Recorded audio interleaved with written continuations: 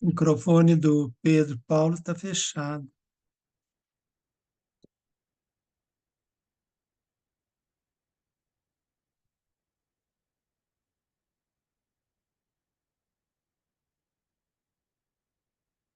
Ia sendo achincalhada, tudo isso, a gente pensou o seguinte: cada vez mais tudo se polarizando, né? Quem sofre mais são sempre as comunidades, no direito à vida, no direito à dignidade, à liberdade. O que a gente poderia fazer?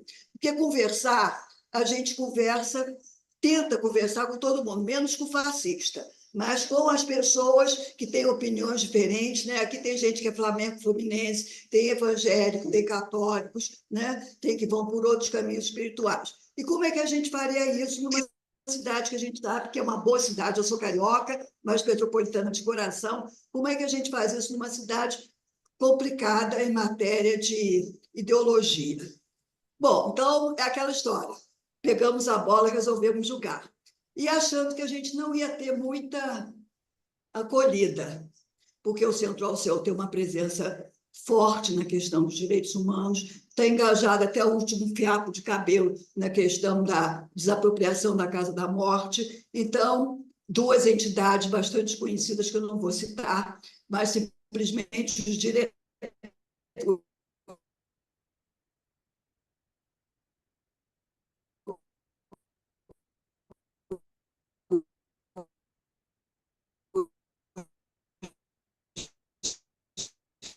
representantes são amigos da gente, mas disseram a não conseguir, quase se prontificaram a levar o projeto adiante. Então, a ideia é esse, a gente discutir durante todo o ano os valores da democracia. Nas escolas, com as comunidades, a gente sempre chama as pessoas, a gente está querendo ir às comunidades para falar sobre isso. Na hora que a pessoa tem informação, se ela quiser votar no A, no B, no C, tudo bem. Agora, a gente não pode reduzir a questão política, que é uma questão enorme, em polarização, sabe? Quer dizer, tem pessoas boas que não pensam como eu, pensam diferente, mas querem também o caminho do bem comum, né? Então, a gente tentar levar isso adiante. Eu agradeço a presença de vocês todos, mas vou botar o Maurício aqui, o meu agradecimento especial em nome de vocês, né, que estão aqui, porque ele segurou a peteca e a gente sabe que não foi fácil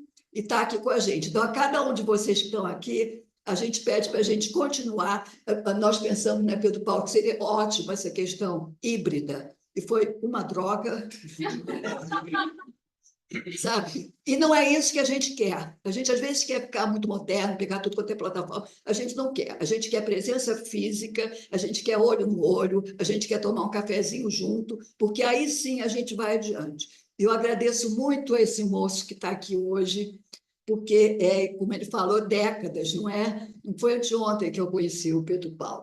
São décadas de trabalho junto, de companheirismo, e o apoio que ele vem dado ao Centro-Alceu, na mesma hora que eu falei, Pedro, vamos, vamos. Não queria nem queria saber muito detalhe, vamos. Então, eu agradeço muito a vocês e queria também agradecer ao doutor Cândido Mendes, que conseguiu levar adiante, com todas as dificuldades, essa casa, né, para a gente preservar o legado doutor Alceu. Então, vivas ao Pedro e vivas a vocês.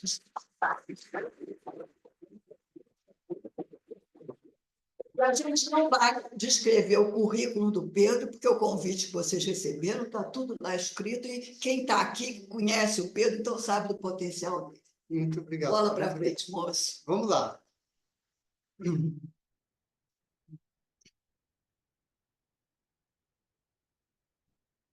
Esse, então, é o nosso tema, né? Ok, vamos lá. Quando, então, eu aceitei esse convite da Maria Helena de aproximar a psicanálise do campo democrático, me veio se seria possível a gente pensar a integração da psicanálise e o socialismo, né? E, na verdade, seria um sonho, uma fabulação, né? Por quê? Porque, na verdade, eu não vou dizer que eu sou um psicanalista político. Porque se eu falasse que eu era um psicanalista político, eu não ia ser nem uma coisa, nem outra, né? Deixaria de ser psicanalista, muito menos ser político. E é isso que, de certa forma, eu tenho uma certa resistência com esse termo cientista político. Eu sempre tenho a sensação que eles não são nem uma coisa nem outra, nem cientistas, nem políticos, né? Sei lá, crítico político, analista político, comentarista, eles sempre vêm de uma área qualquer das humanidades. Mas, enfim, isso é outra coisa. E eu queria começar com a figura do Thomas Morris, que então, se essa fabulação seria uma utopia, se isso seria uma utopia, esse diálogo da psicanálise com a sociologia, com o socialismo. E o Thomas Morris, num livro de 1516, que ele deu o mesmo nome, ele traz uma coisa fundamental, que no cerne do conceito de utopia existe um conjunto racional de ações que, ao serem colocadas em prática, você progride, você melhora. Então, isso, concretamente. E me vem uma história que foi contada pelo Eduardo Galeano, que nos deixou recentemente, em 2015, que eu vou deixar para depois. Muito bem, está aí o Thomas Morris, né, e o seu livro, né, que, pelas suas ideias socialistas, foi morto na Torre de Londres, né? Pagou o preço pelas ideias avançadas da época. Está aí o nosso Eduardo Galeano, que esse livro é um dos livros mais importantes que ficou realmente conhecido mundialmente. As vias abertas da América Latina, como estão abertas, né? Muito bem. Seria, então, utópico, eu estou aqui na leite, aqui, eu estou preocupado com o pessoal que está filmando. Seria utópico, então, você imaginar o desenvolvimento de políticas socialistas orientadas psicanaliticamente, né? Imaginar a psicanálise no programa dos partidos políticos. Trabalhar na prevenção das neuroses institucionais, tão comuns nos cismas que acontecem dentro dos partidos, né? Pensar o autoconhecimento como uma força propulsora da dinâmica grupal, né? Muito bem. Entra aí o papel da psicanálise aplicada, que seria como a psicanálise se interessou por tudo que é do campo da cultura. E eu vou me basear na relação dela com algumas coisas da história, das estruturas religiosas, eu vou ter que falar aqui sobre isso, e dos pactos sociais. Muito bem. Freud vai aprofundar a assertiva de Marx quando fala da religião ser o órgão do povo, né? Diz Marx, o ser humano se ilude ao inventar um mundo imaginário para redimir a miséria da vida. E nisso, para ele, o sujeito entra num estado de paralisia. Freud, em 1927, no trabalho Futuro de uma Ilusão, vai dizer, então, que a religião seria uma neurose obsessiva coletiva, que pode ganhar outras roupagens, até de psicoses, como a gente tem visto nos tempos atuais. E aí, isso que a Maria Helena falou muito no início, a necessidade da gente dialogar com aquele que é diferente, que pensa politicamente diferente, que pensa a questão da religião de forma diferente, a gente poder dialogar. Né? Então, eu faço questão de deixar marcado aqui uma diferença entre religiosidade e confissão religiosa. Né? A religiosidade como uma expressão de uma coisa chamada espiritualidade, né? Que não é algo explicável da ordem da ciência. Né? A confissão religiosa é outra coisa. A fé na tal crença, essa ou aquela. Muito bem. E aí, eu teria que falar de algo que eu vou tentar passar para vocês da forma mais simples possível, que é o mito da horda primeva. Um trabalho que Freud vai escrever, de Totem e Tabu, em 1913, que não é um trabalho antropológico, apesar de ser muito valorizado dentro do campo da antropologia, que ele, baseado, evidentemente, em vários autores da época, ele imagina o início do que teria sido a primeira organização humana. Então, essa horda primeava tinha um pai forte, poderoso, que protegia aquele grupo, né, o famoso macho alfa, né, que determinava as regras de como funcionava aquilo. Muito forte, muito violento, ciumento, tinha a regalia do que era o poder e o domínio das fêmeas. Os filhos, à medida que iam crescendo, se não entrassem na cartilha, vaza. Vaza. Muito bem. Esses filhos, evidentemente aborrecidos porque não podiam participar dessa faixa de poder, nem poder ter as fêmeas que precisavam falar, nós precisamos ficar livres desse cara. Agora, quem? Quem que vai ter coragem de... Né? Se unem todos, bom, isso tem que ser todos, e aí, então, unidos, eles fazem o assassinato desse pai primitivo. Pronto.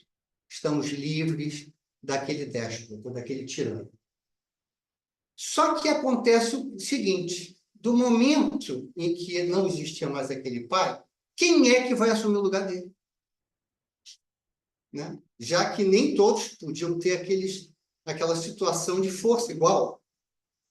Ou seja, o caminho para uma luta fratricida era inevitável.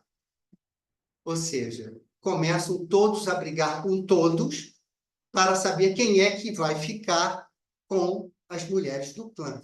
Nem falo a mãe, as irmãs, etc. Né?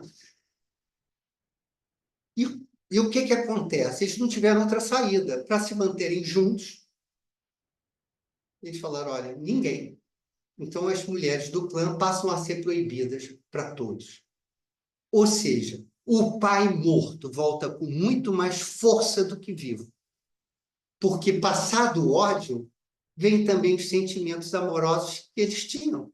Como toda criança tem com o pai, sentimentos hostis e amorosos. E aí vem o sentimento da culpa, né? E a sensação do remorso pelo que aconteceu, porque já passou aquela raiva toda.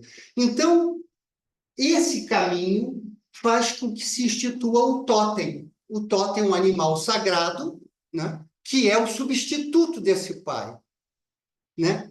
E que não se pode matar. Né? Não se pode.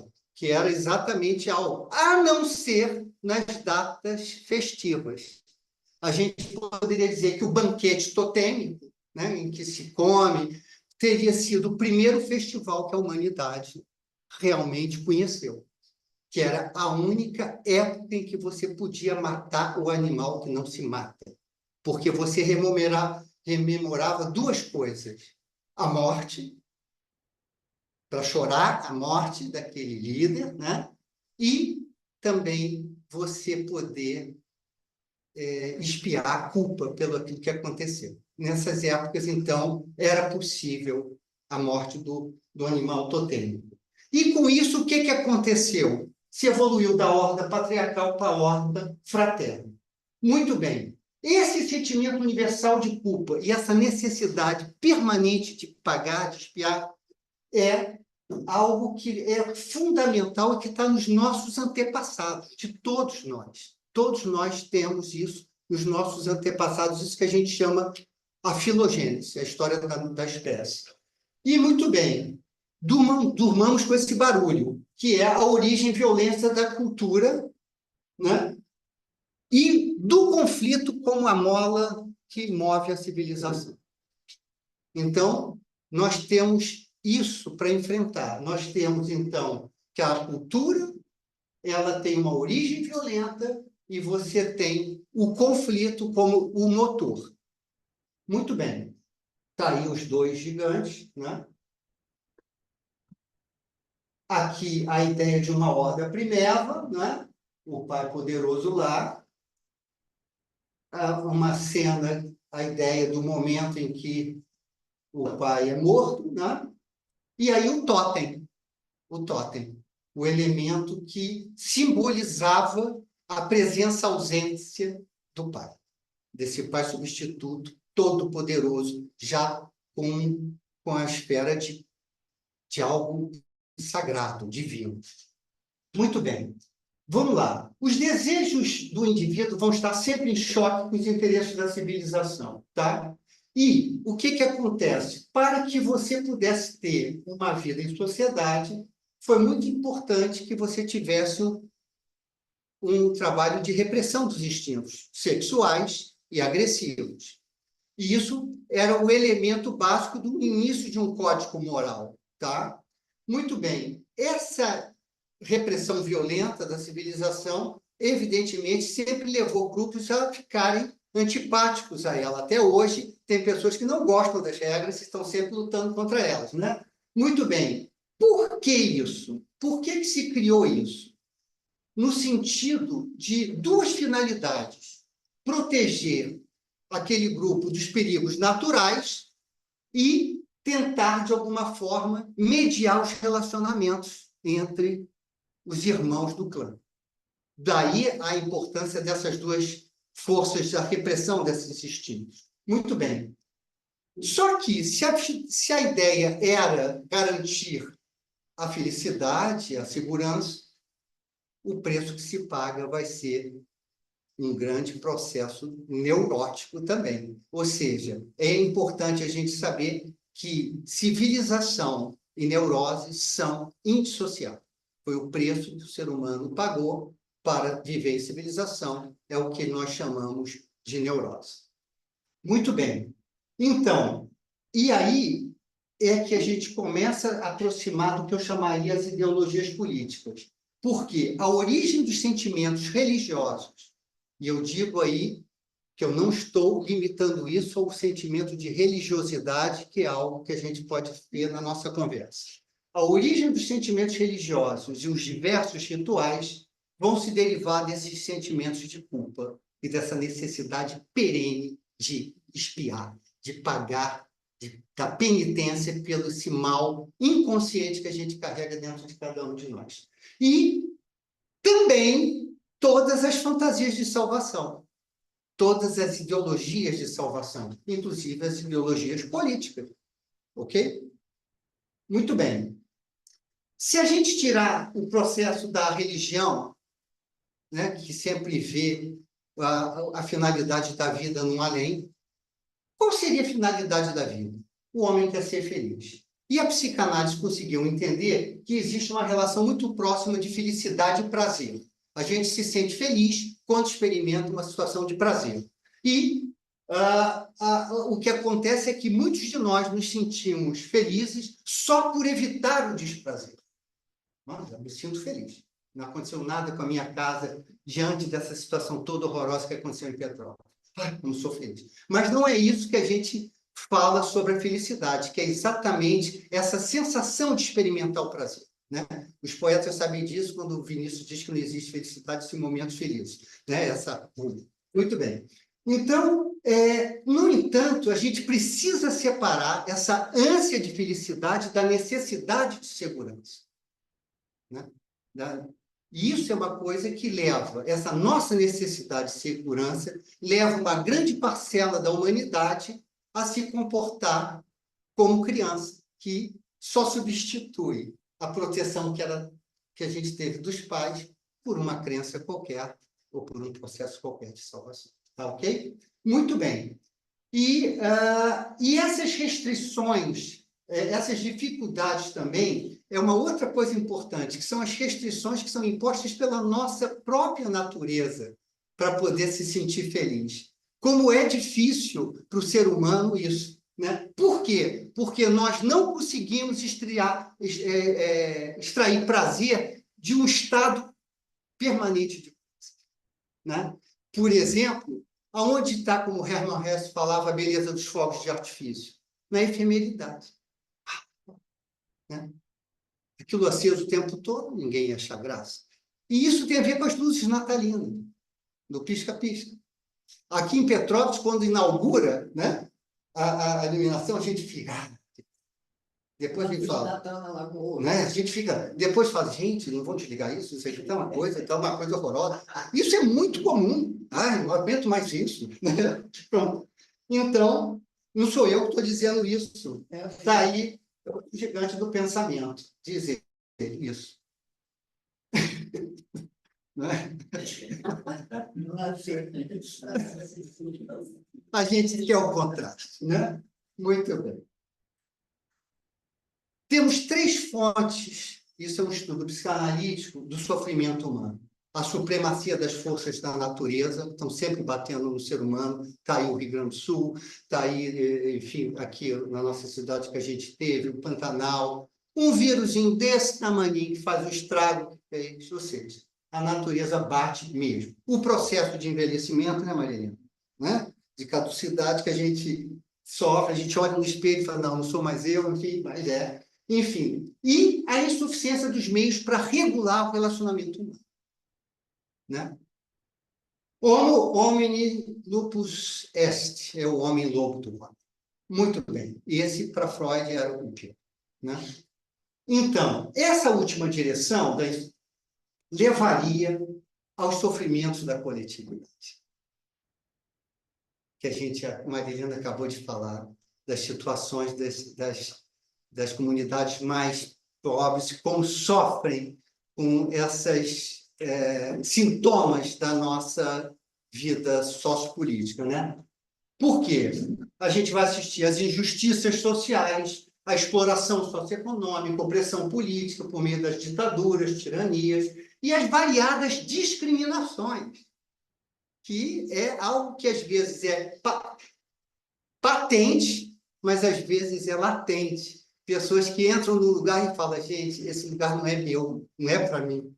É os muros invisíveis, né? Então, são as discriminações sociais, raciais, religiosas, de gênero e até ideológicas, né? Muito bem. Então, essa questão, diante desse sofrimento todo, o sujeito se apega a um processo salvacionista, acreditar que não, Deus vai melhorar, só Deus mesmo, só Jesus para inventar isso, não sei o quê, mas também a ideia de que um processo salvador da revolução. Só pela revolução o povo se libertará. Se libertará? Mas é uma crença, né? Muito bem. Então, aí entra o papel da política como ferramenta desse enfrentamento, né? E os políticos como agente desse enfrentamento. Né? Marcelo outro dia estava falando sobre o descrédito da política. Tem um filósofo vivo ainda, um francês chamado Michel Maffesoli, que escreveu um livro em 2000 chamado O Tempo das Tribos, e que é um livro fantástico, que ele prevê exatamente tudo isso que está acontecendo em 2000. E o que seria as dificuldades crescentes da política para poder dar resposta ao mal-estar social. E ele cria, inclusive, um neologismo. Ele deixa de falar em socialização e começa a falar em associação. E as tribos são as tribos. Tem em São Paulo, tem os Brundes, tem isso, tem aquilo. Cada um vai achando que vai ter que encontrar uma forma de encontrar uma resposta para aquilo que o Estado ou qualquer forma de política já não dá mais. Ok? Muito bem. E agora a gente está entrando numa parte que eu acho importante. As estruturas políticas, todas elas têm uma matriz psicológica por trás. Vamos, então, ao nosso famoso conhecido, o capitalistas, né? Que vão ser, o sistema capitalista vai ser herdeiro, claro, dos modelos escravagistas, feudais, burgueses e dos diversos patronatos, né? Opa, foi. Passei demais. Muito bem. Se sustenta na exaltação da propriedade privada, a apropriação dos meios de produção, não é isso? Do trabalho social e a concentração do capital, que acaba ficando, evidentemente, na mão das minorias. As estatísticas hoje cada vez são maiores, que grupos de pessoas têm PIBs maiores do que muitos países, né? Muito bem. E olha só, os regimes autoritários, militaristas, fascistas, de extrema-direita, etc., etc., se identificam com essa visão ideológica da concentração do capital. Só que eles colocam um tempero que os liberais não rezam nisso, que é a questão do racismo, né? do nacionalismo, enfim, e o endeusamento de um líder infalível. Muito bem. O capitalismo vai se ampliando, e a gente tem hoje o que seria o imperialismo internacional e as suas diversas estruturas patriarcais, sistemas bancários, financeiros, enfim, as multinacionais, cartéis e até as offshores, os paraísos fiscais, né? Tudo está integrado. Muito bem. E com o sistema de comunicação multimídia, isso hoje domina todo o planeta, né? Eu costumo dizer que o fluxo principal, eu adoro traduzir, mainstream. Mainstream é fluxo principal. O mainstream narrativo é esse. Ou seja, é uma verdadeira lavagem cerebral midiática. E entra uma coisa que é muito comum no capitalismo. Eles acham que vão vender laptop para esquimó e que o polo vai continuar igual, né? Que vão pegar uma comunidade de índios, como fizeram aqui, vão botar internet e que aquelas tribos vão ficar legal. Não acredito que vai haver choque cultural, não. Então, eles começam a ver o que eu chamaria as feições enganadoras do capitalismo, que posa de mais humano, de mais democrata, né? E aí entra até os jargões, agro é top. Não fizeram nada no Sul, e o que a gente sabe é a violência no campo. Então, eu falo que é Top Gun, né? Muito bem. Então, a matriz psicológica subjacente do capitalismo, então, gente, é a patriarcal, ok? E que, na minha leitura, passa de remodelagens mais leves ou menos leves do pai primeiro, lá, dominador, que queria as fêmeas todas, que quer o dinheiro todo, que quer isso, que aquilo, né? E um modelo patriarcal, você tem uma fantasia inconsciente que é compartilhada pela massa na crença de um grande pai. Pode ser um líder político, um juiz, um CEO, um magnata, etc, etc. E, por possuírem mais capital e poder do que a maioria dos irmãos filhos, né, destituídos, eles são elevados à função, à figura de super-homens, né? Tá esse psicopata do Elon Musk. Muito bem. E aí, agora, o socialismo. O socialismo, então, eu vou ler a definição mais simples possível, conjunto de doutrinas que propõem promover o bem comum pela transformação da sociedade, visando uma distribuição mais justa e equitativa da riqueza. O socialismo utópico é anterior a Marx. Por quê? Previa essa transformação da sociedade, mas sem a estatização dos meios de produção. Não pensavam nisso. E acreditavam na modificação da consciência individual dos homens, né? Antes de se pensar qualquer coisa com relação ao regime de produção. Seria uma tomada de consciência da sociedade. São conhecidos como os reformistas, tá?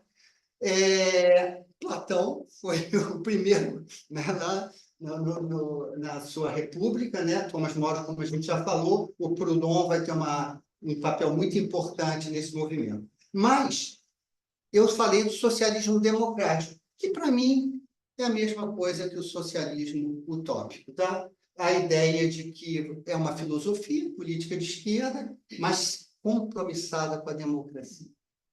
Compromissada com a democracia, que prevê alguma forma de propriedade social, né? Seja através do papel do Estado, né? Que não é o Estado mínimo, é um Estado, né? Tem que ter Estado, né?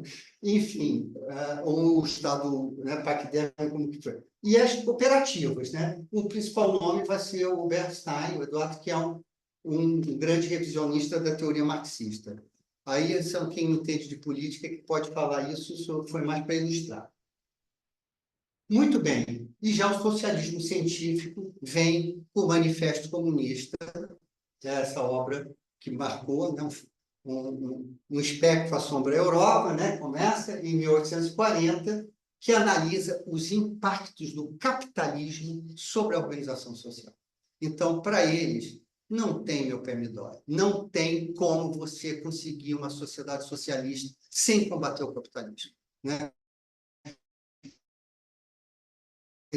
Então, eles propõem a estatística utópica, a perfeição seria uma sociedade comunista. Muito bem.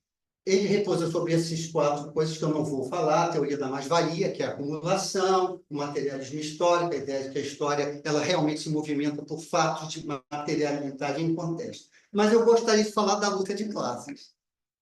A luta de classes, é fundamental a gente falar disso, porque a luta de classes nada mais é que uma das nuances das imemoriais lutas dos filhos contra os pais, os famosos problemas de ordem geracional, como também os conflitos fratricidas, os mesmos. Então, luta de classe é a mesma coisa, né? Só que se deu esse nome porque uns pertencem à classe A, ou B ou C, de repente nem tanto assim, mas que, na verdade, representa essa base de conflito que é inerente a viver em comunidade, em sociedade. Tá? Eu continuo achando, e essa é uma leitura minha, que é o socialismo utópico que alimentou o marxismo. O melhor do marxismo, para mim, ele bebeu nas fontes do socialismo utópico. Tá? E eu vou dizer por que eu falo isso. Portanto, oposto ao capitalismo, que a matriz subjacente é o patriarcado, né? No socialismo, a matriz é fraterna. Fraterna. É a base dos filhos, dos irmãos, né? E é bacana quando a gente vê o que é sinônimo de fraterno, que a gente pode chegar a dizer que é afável, amável, afetuoso, caridoso, benévolo, etc, etc, etc. Agora, tanto a direita quanto a esquerda tem essa matriz patriarcal ou fraterna. Todos os 2 campos, na maneira como elaboram os seus projetos políticos dentro do partidos, a maneira como se organizam, você pode ter matizes mais patriarcais ou mais fraternos, tanto na direita como na esquerda. Por quê? Porque é importante a gente lembrar que no campo da direita existem pessoas que defendem valores que qualquer ser humano defende. Exaltação às tradições, austeridade, né? Responsabilidade de uma vida de trabalho, respeito à lei, aos princípios morais sociais, né? Que, infelizmente, hoje a gente acha que eles podem até prescindir disso tudo, mas, enfim. Por outro lado, regimes comunistas passam a utilizar fartamente de modelos patriarcais. A gente tem, então, por quê? É a infalibilidade do partido. O partido falou, era como uma lei, não tinha, não, mas que mais o quê? Os dirigentes, a classe dirigente, né? A nomenclatura com K, por exemplo, que a gente viu na União Soviética, né? Então, esses líderes carismáticos, tem o Stalin, Mao Tse-tung, e tem aí o nosso Kim Jong-un, né? Que é essa figura hilária, patriarcal. E eu gosto de uma figura maravilhosa, que é essa aqui. Tropa do prazer. É como ele chama isso. Aí, vocês podem ver coisa mais patriarcal do que isso. Não tem dúvida que isso é patriarcal, né? E eles aí ficam lutando quem é o mais forte. Isso é assim, o meu é transônico, o meu é assim, o meu é assim. Vamos lá. Muito bem. E, para mim, onde entra o problema do socialismo democrático? Porque o socialismo democrático se baseia, como qualquer estudo político, nas ciências humanas. E não leva em conta a psicodinâmica individual e coletiva do ser humano. Isso que eu chamaria a nossa natureza pulsional desejante, que é o nosso próprio psiquismo. É isso. Então, o socialismo, eles não vão dar atenção a nada disso. Isso não interessa, psicodinâmica individual, isso não existe. Ou seja, essas forças pulsionais, essas forças desejantes, que estão na origem de um modelo ou de outro, patriarcal ou fraterno, né? E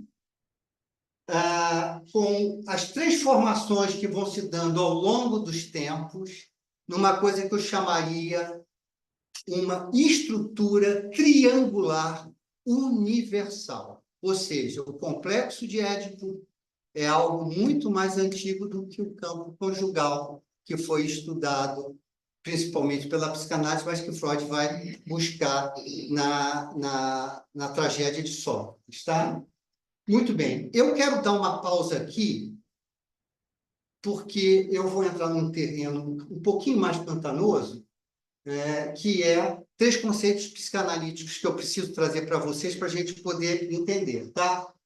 Então, eu gostaria de dar uma pausa para saber como é que está indo, quem está acompanhando, se alguém tem alguma coisa para acrescentar, falar. Eu bebo uma água. Eu acho que senão fica uma coisa muito, né? Fica muito patriarcal. Então, vamos ver. Eu acho importante do que vocês ouviram agora, o que se pode trazer. Eu não vou responder perguntas, mas simplesmente comentários. Se tiver perguntas, a Maria Helena anota, né? Tá ok? Vamos lá. Tem alguém? O que eu falei inquietou de alguma forma? Pensou sobre alguma coisa? Então, vamos lá. É tudo que um palestrante precisa disso.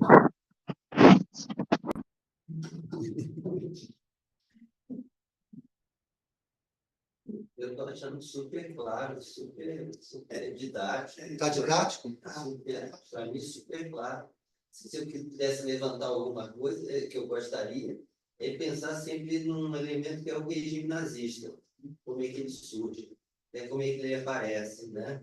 E, assim, eu acho que isso vai ser uma discussão, talvez, lá mais para frente, eu acho que você vai entrar na área da psicanálise. Muito né? bom. Essas figuras que, de uma certa forma, tinham problemas, vamos dizer, psicológicos, no começo, e viram verdadeiros psicopatas, né? Então, assim, a que ponto chega a questão, né, do ser humano, que você falou, toda essa coisa do ser humano, e que as pessoas não levam muito a sério. E como que poucas pessoas, todo mundo fala só no Hitler, mas não era só o Hitler, eram vários psicopatas que alimentaram aquele ego para levar aquele homem até essa tragédia humana, né? De matar 600 milhões de pessoas.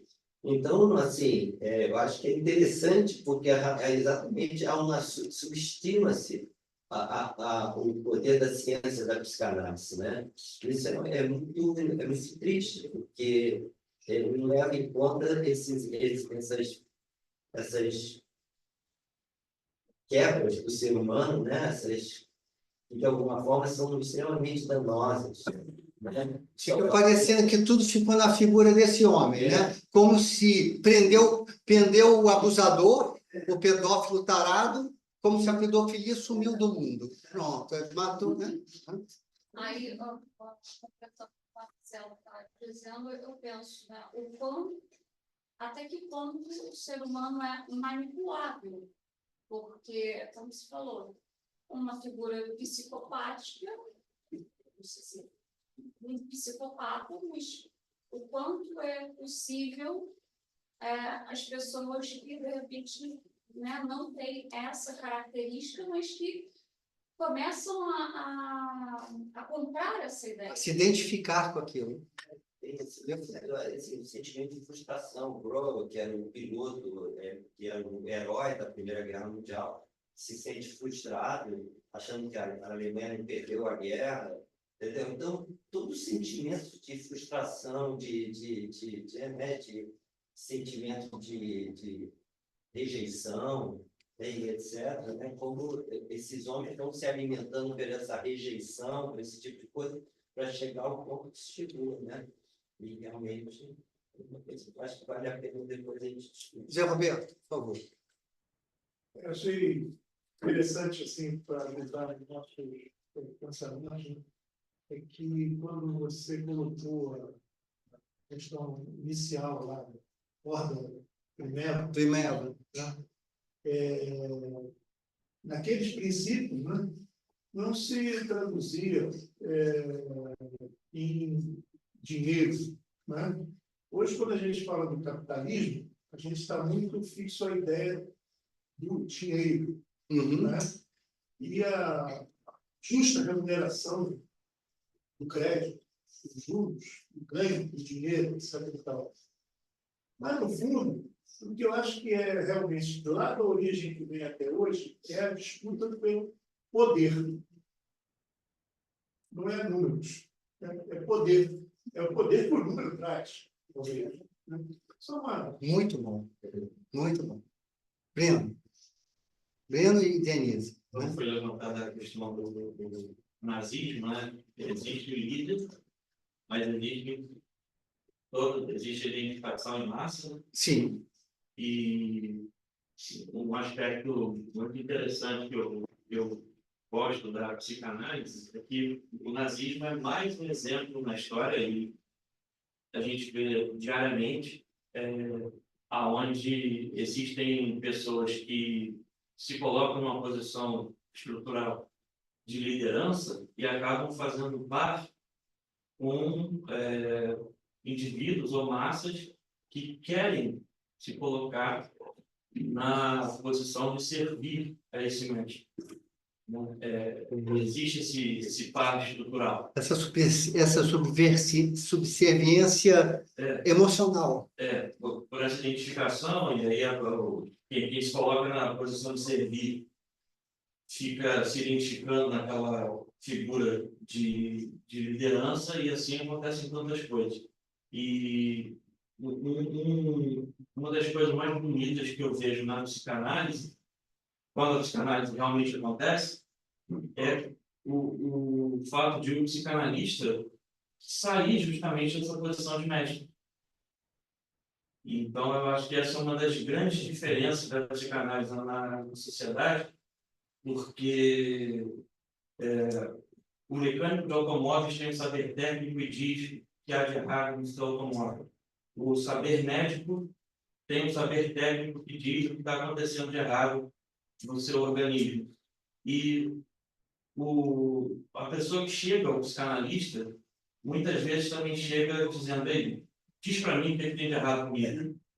E eu acho que talvez seja o grande lance da psicanálise. O psicanalista sai desse lugar, ele não fica nesse lugar. Isso. E se um profissional vai para isso, o que está acontecendo não é psicanálise. Exato. Eu acho que uma das coisas mais bonitas que a gente tem, que a psicanálise tem para contribuir para o social, através das sessões que acontecem diariamente. Muito bom. Lindo isso que ele fala, né? Denise, por favor. Gente, deixa eu só... Eu acho que a gente está com um grupo pequeno, na hora que, antes de falar, se apresenta. Sim, fica mais simpático. Depois a gente fala da justiça restaurativa. Meu nome é Denise Pires, faço parte do GT aqui, com muita honra, muito poder da Maria Helena, com grupo de trabalho, o senhor Mano Zubino.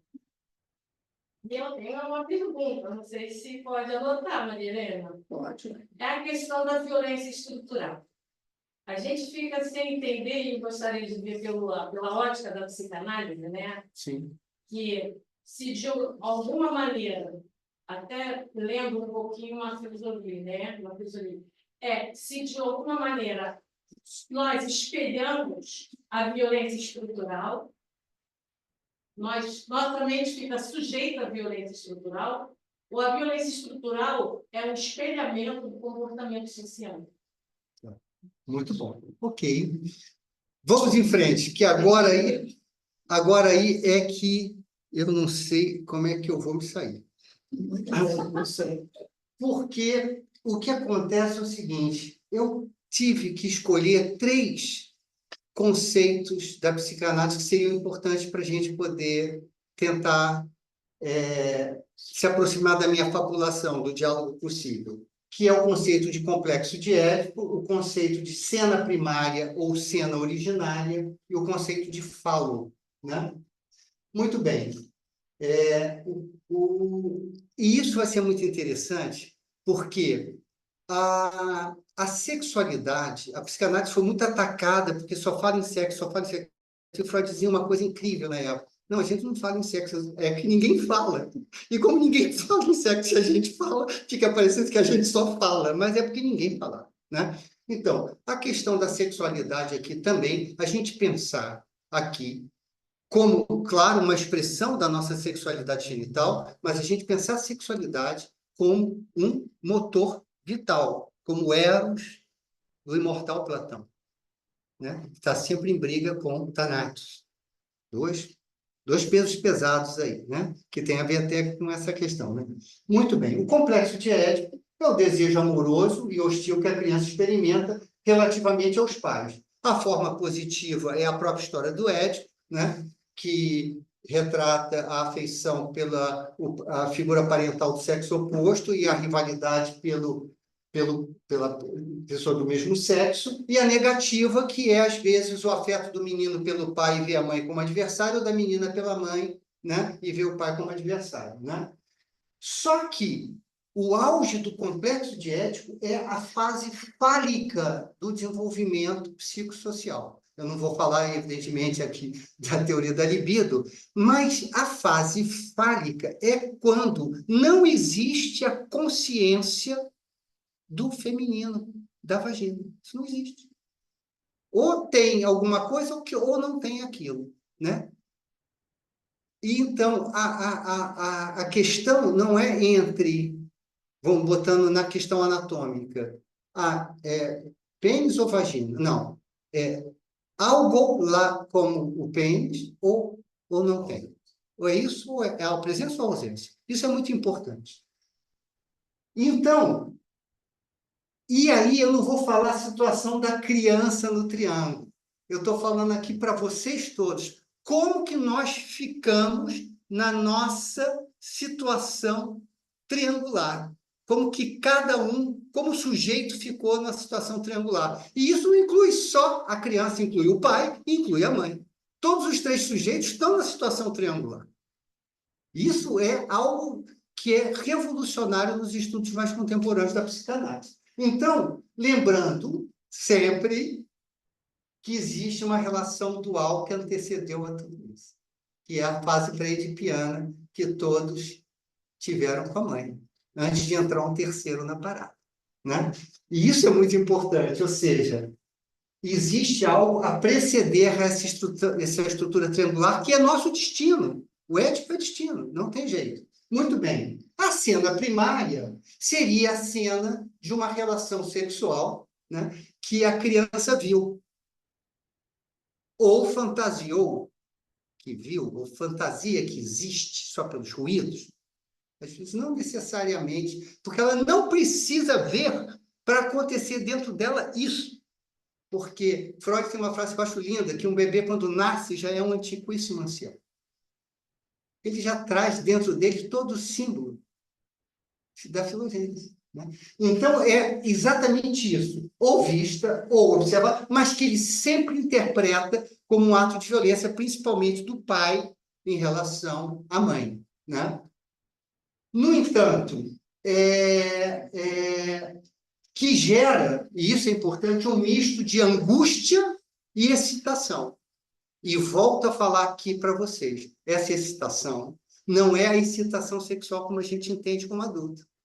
É um estado de excitação, evidentemente, que tem a libido, mas que é um estado de excitação que a psique tem dificuldade de lidar com isso. Aliás, isso é um dos conceitos de trauma. O trauma nada mais é uma vivência em que a gente lida com um estado de excitação que a psique não dá conta. Então, você tem a fratura traumática. Então, a criança vê aquilo com angústia, mas excitação. Né? Muito bem. E aí, eu quero dizer a vocês que essa cena também, da mesma forma que o Édipo, já é algo que está no passado da humanidade. Pertence ao passado do indivíduo, sim, ontogênese, que vai do nascimento à morte, mas também da nossa filogênese. Isso já está no passado, é algo de ordem mítica, Muito bem, está aí, então, Édipo, esse quadro é famoso, do Ingres, né? Édipo e Efigênia. de 1808, e ali tinha um ceramista, que é um médico como viajante, tentando decifrar também lá o enigma da esfinge, né? Que ele consegue, né? Decifra-me, eu te devoro, não é? Se quiserem que eu possa ilustrar aqui, é o animal que anda pela manhã com 4 patas, à tarde com 2 e à noite com 3. E ele mata a charada, né? Ser humano. Bebê, 4 patas, depois adulto com as 2, depois, na idade, com a bengala, 3. E aí começa o drama do Édipo. Ele acertou, ele foi o preço que ele pagou. Muito bem. E aí, por último, o conceito de falo. Isso eu gosto particularmente porque o falo seria, então, a representação figurada do órgão viril. E isso a psicanálise vai se apropriar também. Mas que já era objeto de veneração e também de iniciação cerimoniais. Não é? O falo em ereção representa o poder soberano, uma virilidade que transcende, né? Que toca a magia, que toca o sobrenatural, e não tem nada a ver com o poder masculino. Portanto, para vocês terem uma ideia, chega a ser pensado como um princípio de luz, né? Que não tolera sombras nem multiplicidade, é o ser único, né? Quase a bola andrógena também, do mito platônico relatado por Aristófanes, né? E aí, os festivais dos deuses itifálicos, ou deuses fálicos, Hermes, Osíris, o nosso Exu. Exu é o mesmo mito de Hermes, é o mesmo mito. O Junito Brandão fala disso com todas as linhas. O Exu é o Mercúrio romano, é o Hermes, né? Enfim, que depois a Igreja Católica via como uma coisa do diabo, né? Evidentemente, por causa da necessidade da repressão da sexualidade. Muito bem, a psicanálise só vai sublinhar isso. Ou seja, essa função simbólica. Pênis não é o falo. O falo seria, numa linguagem bem leiga, do que o que preenche a falta. Isso ninguém tem. Nem meninos, nem meninas. Os homens têm a fantasia que têm. Por isso que às vezes são arrogantes e quebram a cara. O feminino, eu não estou falando homem e mulher, o feminino diz, não, isso não existe. A falta existe, né?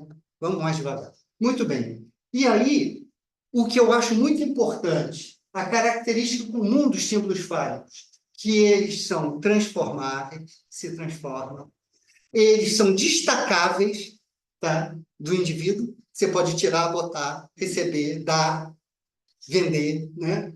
Você pode circular. Tudo isso é muito claro nos símbolos fálicos, ok? E o que conta, então? Aí, dentro de você, Maurício, você estava falando, né? É a ausência ou a presença, né? Muito bem. Então, a escola francesa, através do Lacan, ele vai chegar a associar o falo ao significante do próprio desejo. É aquilo que dá significação ao desejo humano. Olha isso. Olha só como o Lacan foi longe aí. E a questão é ser ou não ser o falo. Ter ou não ter o falo. Ou seja, o lugar ocupado pelo falo, e aí, Zé, a gente já pode botar entre aspas, vamos tirar a palavra falo daqui para frente, a gente pode falar. O lugar ocupado pelo poder, né, no desejo dos 3 protagonistas. Quem manda nessa casa sou eu. Sua mãe, fala com seu pai. Né? Quer dizer, quem é que tem o poder? E aí, a gente pergunta, qual seria a gênese de sobrequidão pelo poder? A resposta é mais ou menos essa, né? E que essa luta pelo poder é o que empaca a nossa cultura, né? Que é mais terra, que é isso, que é a luta entre os grupos e o que impacta a gente pensar uma humanidade mais unida, né? Por quê? Qual é a resposta dessa gênese? É ser ou não ser o falo, ter ou não ter o falo. E eu boto aqui, ser pleno ou não ser pleno? Ter o que conduz à plenitude ou não ter. Se eu sou o falo, eu sou pleno. Se eu não sou o falo, eu tenho que ter, pelo menos, aquilo que pode me levar a ser pleno. Esse foi meu didata, não é? E ele vai dizer que possuir o poder representa, no inconsciente individual e coletivo, participar de uma cena primária ideal, né?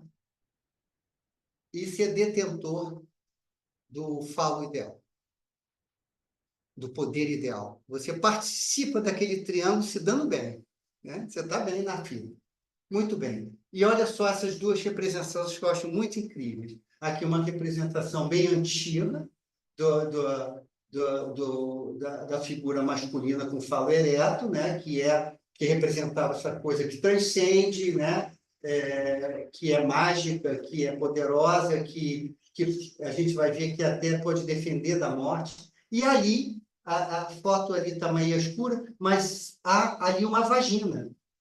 É uma figura feminina que representa o falo, né? Eu não sei se daí dá para vocês perceberem, está no escuro, né? Mas aqui na foto melhor, você vê que tem uma vagina. É uma figura antiga etrusca, se eu não me engano. Está aí o nosso Exu, está aí o Osíris, né? Egípcio, e está lá os festivais estifálicos. Zé Roberto parece que viu em Singapura alguma coisa assim, não foi? Algum festejo sobre a festa do falo? Eu não me lembro. Na Índia. Na mitologia hindu, Uhum. é o Linga. O Linga, né? E aí tem templos onde é honrado o Linga, que é uma peça de pedra, geralmente enorme, né? E são muito um festival feminino, que honra o Linga, e fazem dança. Você vê uma coisa universal, tá? Então, aí a gente pode pular tudo isso, a posse de ter propriedades, riqueza, prestígio, são as fardas, as medalhas, né? Tudo isso são as várias coisas, porque eu falo, pode ser uma pessoa inteira, que é colocada num lugar de um objeto a ser mostrado, mas pode ser as pequenas coisas, né? E aí a gente pode pensar que os protagonistas fálicos, né? Poderosos, com seus adeptos, eles participam dessa fantasia de uma cena primária ideal, da posse de um falo ideal, que seria indispensável para garantir o gozo, a felicidade plena e a imortalidade. Olha como isso é forte, isso está no inconsciente coletivo, né? Eu preciso disso, né? Muito bem. E esse autor vai dizer, e aí é que eu vou terminar com a minha análise, que ele acha que a forma de refrear isso seria somente com a inclusão dos conhecimentos psicanalíticos se alcançará uma verdadeira filosofia política socialista de caráter verdadeiramente científico, né? E ele diz, talvez represente a integração do socialismo e a psicanálise, a grande transição cultural da humanidade no século XXI. Esse livro foi de 1995, ele já é falecido. Ou que talvez esta seja mais uma utopia. Você botou ali impossível. Ele colocou, parecia como se uma coisa que vai ser impossível. E aí entro a minha, como eu gostaria de terminar. Eu estou pensando o contrário. Depois eu vou falar. Eu estou aqui colocando o título, do socialismo científico ao socialismo utópico. Né? Então, o tio Freud falou dessas três profissões impossíveis, a educação, a política e a psicanálise. Está no campo do impossível. Fazer política, educar e psicanalizar realmente não é algo fácil. Por quê? Primeiro, a impotência dos argumentos diante da paixão. Como é difícil argumentar diante da paixão. Nós presos a uma narrativa que nos agrada, o sujeito não está disposto a ouvir qualquer outra, mesmo que bem argumentada, que contrapõe o seu desejo de entender aquele fato como ele construiu. Isso é o animismo.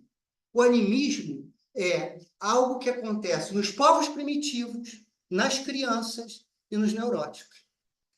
Porque confundem a ordem do seu desejo pela ordem da realidade. E não tem jeito, não tem como você argumentar. Né? E aí vem a questão que eu me provoco, também pegando carona com Lacan. Todo aquele que faz uma pergunta tem uma resposta para ela. Um diálogo possível? A psicanálise com o socialismo? Dentro do campo realístico? Não, não é possível. Não vejo. Mas na dimensão da utopia, vejo que não só é possível, como, de repente, até é necessário. E aí, tá, Pedro, você tem essa ideia e está sozinho? Não. E isso é que eu acho que é aquilo que o Breno falou. A psicanálise, ela da mesma forma que ela tem uma coisa classista, né? Até como objeto de mercado, né? Devia ter um teto, né, para psicanalista cobrar. Não pode passar de tanto. Aí também é demais. Né? Não digo tabelar, mas devia ter teto. Né? Mais do que isso não é possível.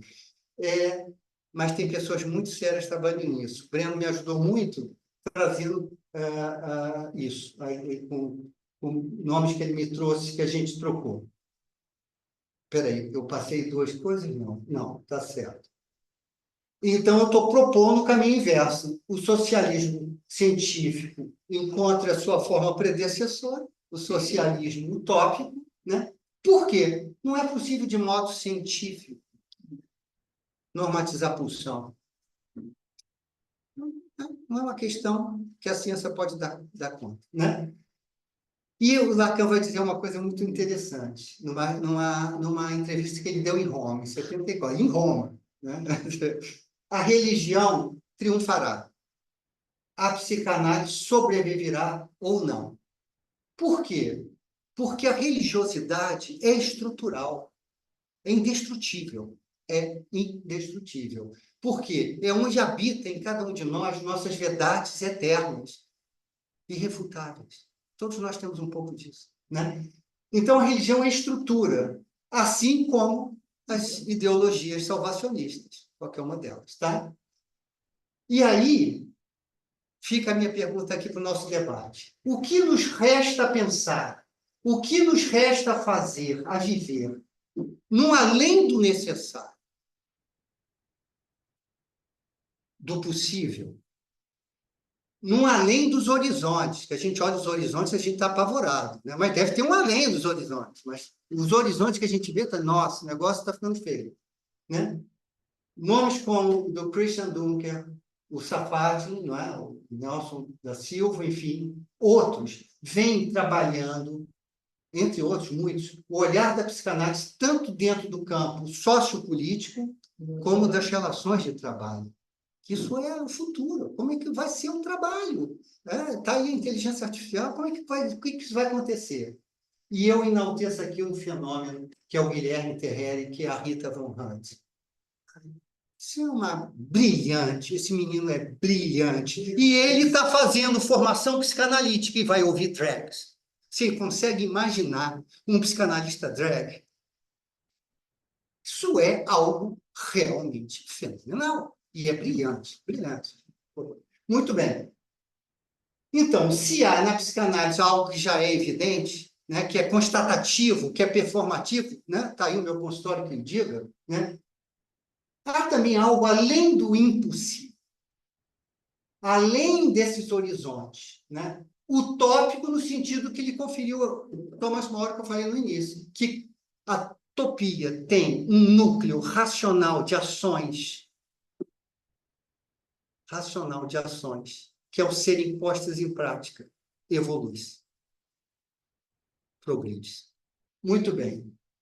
Urge a retomada da utopia e a salvaguarda da dimensão do sonho. Está aí o Christian Dunker, o Safati e ela montada, o Guilherme Terreri montado. Um menino lindo, está aí ele de Rita Von Hunt. Muito bem. Então, por fim, a questão que passa, e isso é muito importante, é o dever de casa da psicanálise. Ou seja, se os utopistas pensavam lá naquela época na transformação da sociedade pela modificação da consciência individual dos homens, eles não estavam preocupados em combater, em estatizar os meios de produção. Eles queriam que houvesse uma mudança de consciência. Um dos trabalhos da psicanálise é tornar O inconsciente consciente. o inconsciente consciente. Então, a gente tem que botar para dentro essa questão aí. Ou seja, quem sabe, com a democratização da psicanálise, né? Por meio de seus inúmeros polos de pesquisa, inúmeros. O Brasil, inclusive, no país, no mundo, assim, é fantástico. Poucos lugares no mundo fazem tanto quanto o Brasil está fazendo no campo da psicanálise. Isso tem essas coisas no Brasil, né? Os polos de pesquisa e de formações coletivas que estão trabalhando para esse aumento da consciência individual e coletiva, evidentemente, quando o sujeito, a gente, ao invés de ficar botando chip em entidades, a gente aceita o que há de demoníaco na nossa alma. E aí, então, a gente possa assistir essa que foi vislumbrada por eles. E aí eu terminaria dizendo utopia. Né? A dimensão. Eu estou dizendo que a gente tem que instaurar, a gente tem que a gente precisa sentir novamente que existe a possibilidade de a gente viver a utopia. Alguma coisa que está além dos horizontes que a gente não vê. Isso pode nos animar, porque quando a gente vê o horizonte, a gente se apavora, mas se existe um além do horizonte. Se a gente vê o caminho, Não é? vai. E aí, então, a utopia. Mas para que serve a utopia? Aí eu vou pedir uma colinha.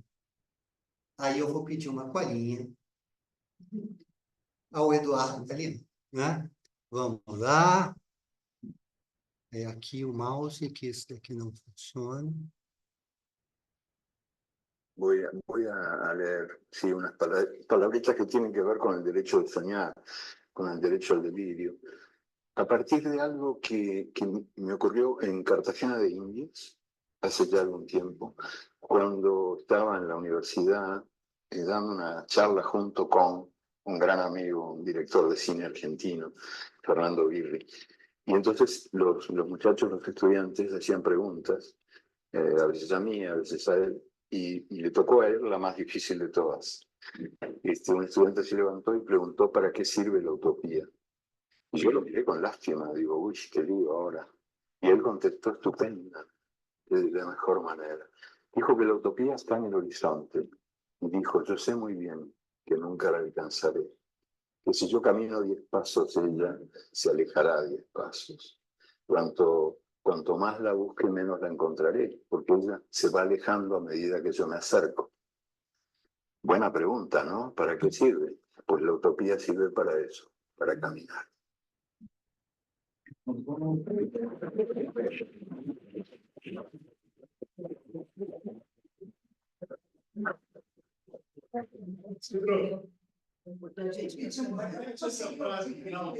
Será que a gente... Pena não ter... Pena, né? Pena que a gente... Vamos ver se eu virando para cá. Se você pudesse ler. Hein? Se pudesse ler. Ler? Eu penso que é o melhor. Vou repetir, sim. Eu posso até fazer o que... Até, Thaís, você pensou que podia rolar, lembra? Talvez na pausa. Pode deixar que eu vejo aqui. Vamos. Você quer só repetir? Não, você vamos repetir, né? Como é que não, eu mas vou... é aquele... Ah, não, o mouse é aqui. Vamos repetir. Você quer ler uma parte do final. Bom. Não, podia ler tudo, né? Então, tudo? eu vou... Então, primeiro, ele diz que vai ler umas palavras, né? Que tem a ver com o direito de sonhar. Pois é. Ninguém tem uma caixinha aí, não? Cadê a minha...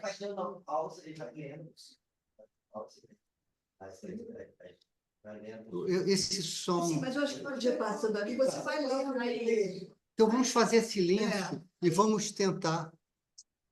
Eu acho que você leu. Eu já está todo aumentado. É porque ele é baixo mesmo, viu? Mas eu acho que posso dar uma sugestão? Pode. Na medida que você der o play, se você for falando alto, Tá bom. A leitura em voz alta, acho que vai resolver. Então, perfeito. Eu vou ler em português, tá? Ok. Desculpe, meu cara, que a sua voz é linda. Você tem um chato. Vamos lá. Eu vou ler algumas palavras que têm a ver com o direito de sonhar. A leer, sí, unas palabritas que tienen que ver con el derecho de soñar, con el derecho al O delirio. direito ao A delírio, partir de algo a partir de algo que me aconteceu em Cartagena das Índias faz algum tempo. que me ocurrió en Cartagena de Indias hace ya algún tiempo, cuando estaba en la universidad dando una charla junto con un gran amigo, un director. Ele estava dando uma palestra nessa universidade junto com um grande amigo, que é um cineasta, Fernando Birri. De cine argentino, Fernando Birri.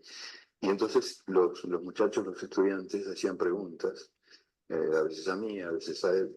Y Faziam perguntas, os jovens presentes, ora a ele, ora ao cineasta. tocó a él la más difícil de todas. E ele acha que a pergunta mais difícil tocou a esse cineasta, tá? Un estudiante se levantó y preguntó para qué sirve la utopía. Pronto. Ele vai chegar, e para que serve a utopia? E ele vai dizer, meu Deus, que pergunta, coitado, o que eu vou dizer, né? Y yo lo miré con lástima, digo, Oh, ¿qué qué lástima. ahora? Y él contestó estupendamente, de la mejor manera. Ele diz que ele responde de uma maneira estupenda, da melhor maneira. Dijo que la utopía está en el horizonte. A utopia está no horizonte. Eu sei muito bem que nunca a alcançarei. Seu caminho 10 passos, ela se afasta 10 passos. Quanto mais eu buscá-la, menos eu a encontrarei, porque ela vai se afastando à medida que eu me aproximo. Buena Boa pregunta. pergunta, não? ¿Para qué Para que sirve? serve? Pues la utopía Pois a sirve utopia serve para isso, para cara, caminhar. para caminhar.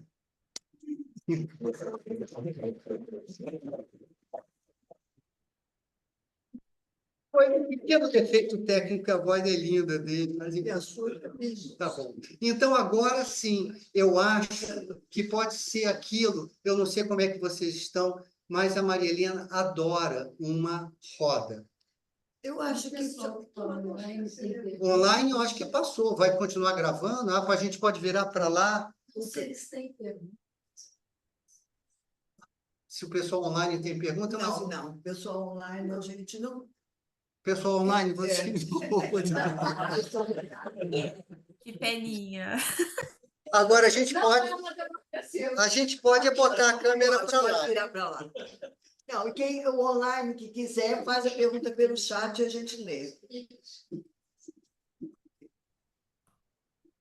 Bota aqui no alto que aí também.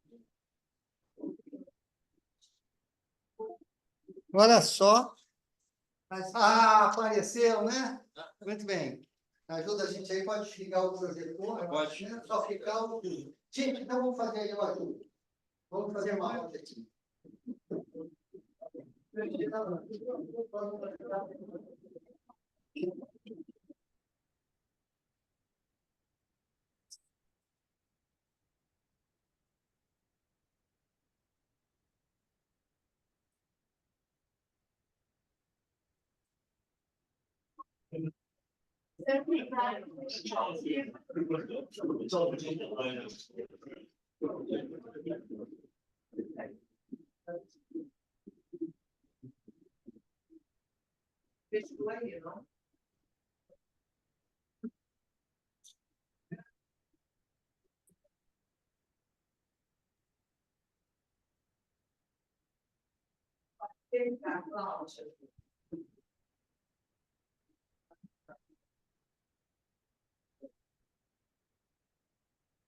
Então, eu quero agradecer aqui a presença dos amigos, parentes,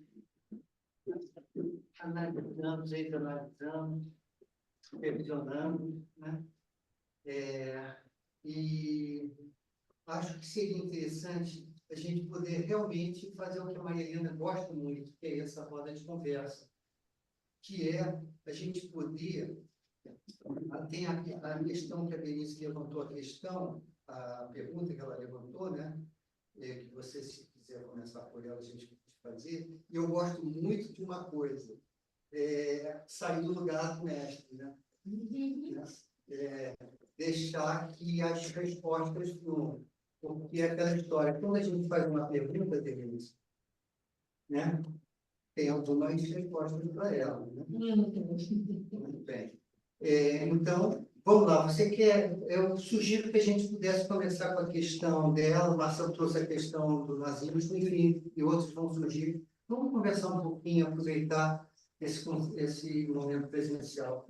Ao lado de pessoas tão queridas, né? Fico muito feliz, né? Vamos lá, então, Denise, qual foi a questão que você levantou? A questão da violência estrutural. O próprio Estado parece que ele já se compõe e é constituído de elementos bastante violentos, né? Justamente pelas questões que você colocou, como o princípio da manutenção da ordem, né? E aí eu estou falando não do Estado democrático ou de outra forma qualquer, eu falo da figura do Estado e como ele está sujeito ao processo da própria população na escolha e na determinação. Se essa violência estrutural ela é espelho e é constituída pela própria população, pela maneira de pensar e se organizar, ou se a população espelha a violência da própria configuração do Estado, independente da configuração que ele tiver. Uau, né? Tem a Ibrahim, tem Rafael, tem o Maurício, tem Marcelo. Eu acho que seria bom a gente ouvir a linguagem sem a gente dar pitaco de psicanalise aqui, por exemplo. Vamos ver. O que vocês acham? Bem, tem alguma ideia? A pergunta é muito complexa, difícil. Né? Eu vejo assim, né? Muito complexa, assim, no sentido de que,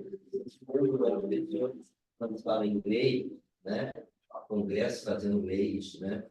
Ou seja, uma forma de controle, né? Então, ou seja, se não houvesse controle, o que aconteceria, né?